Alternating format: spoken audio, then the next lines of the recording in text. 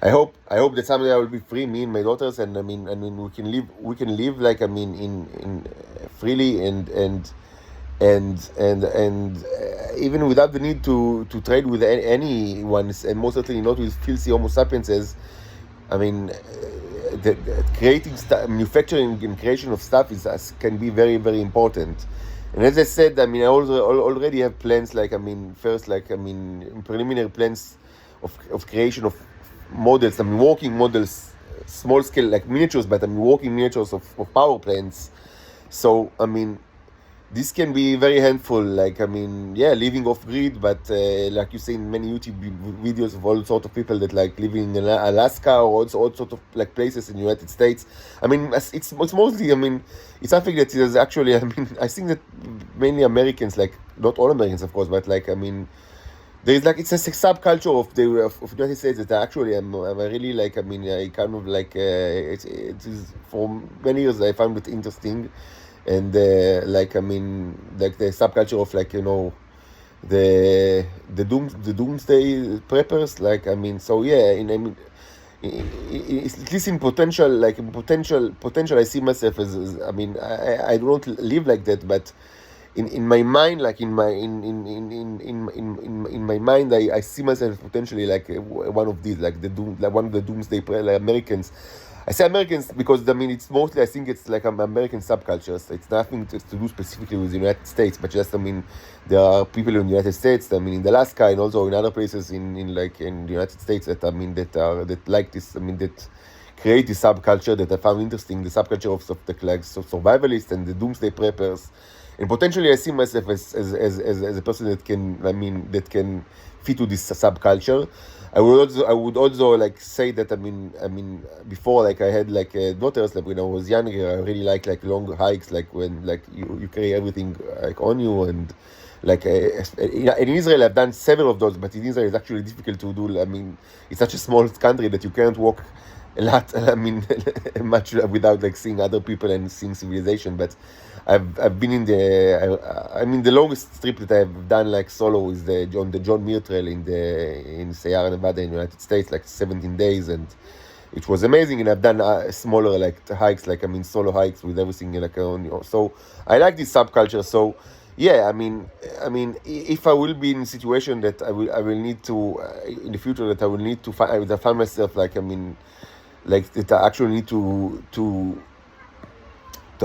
build like a shelter, and to build like, I mean, to take care of energy. And so I think that, I mean, first of all, I think that I'm already like more like inclined to do it than the average. I wouldn't say that I'm not like a professional doomsday prepper like you see in the YouTube videos, but I'm already close to this kind of like both mental, from like mental um the mental aspect, and also, I mean, the practical sides. I'm already, I mean, I'm close to this subculture. And but I mean, and when you add the nanobots, like, I mean, so it's kind of like, I mean, it's like this is more like up to 11, or up to 12, up to 13, because then I'll be able to actually create like power plants, and like to forge like amazing metals. And maybe the day is not far away that all these will come in handy.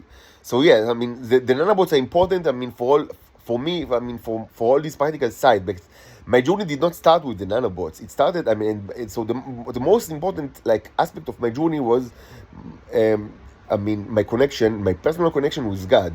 I mean, the understanding that, I mean, that I have like that there is like a very close connection between me and God. And it's kind of, I mean, and that I need to say another the kuche berichu, like I need, like I'm the servant of the Lord. That you call, I mean, that you serve higher purposes, and that it's not like, and that I mean, your life has got like a meaning, and you should hit the call. Like you should be, I mean sensitive to what God is asking you and wants from you in this life. And this is something that is, I mean, it does not require neurons at all. I mean, and you can say, okay, all of this is actually just, I mean, a byproduct of the neurons. But or the same, like, it's like saying that, I mean, it's just, this is like just like saying that, I mean, every kind of like human, like Homo sapiens, consciousness, or and even more than that, every kind of like moral consideration or religious consideration or philosophical consideration. You could say that these are all byproducts of of your germs in your body, or your particles that that you are made of, and this is just untrue. And it's also something that is kind of it's kind of this is a philosophical stand that that it's rooted in the ancient past of humanity, and I think that today more than ever people are inclined to think on those along those lines, that consciousness is just a byproduct of all sort of material particles that that align in some way or another. It's not new at all, this kind of thought. It's not new. It's people thought along this line for thousands of years, but today more than ever the many humans think that way, and this is just wrong. It's just not true. Humans are more consciousness that you have souls. Let's put it very very simply. You have souls, and I have a soul, and the Titans, they have souls. Soul is a thing, nefesh in Hebrew. You have this, nefesh, and there is an afterlife, and and you are not your bodies, and you are not a byproduct of your body. You are not byproduct of your body, and you are not a manifestation, and you are not, and a soul is not something that that emerges from particles that align in different, in this way or the other.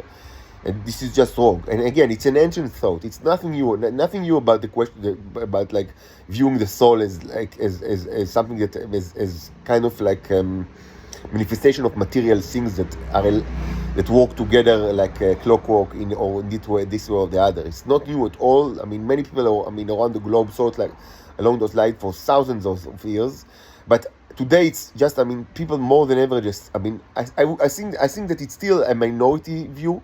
Most people don't think that way. Even people that do not believe in the afterlife, and even people that do not believe in God, they tend to not adopt this kind of thought that that views the soul as just a byproduct of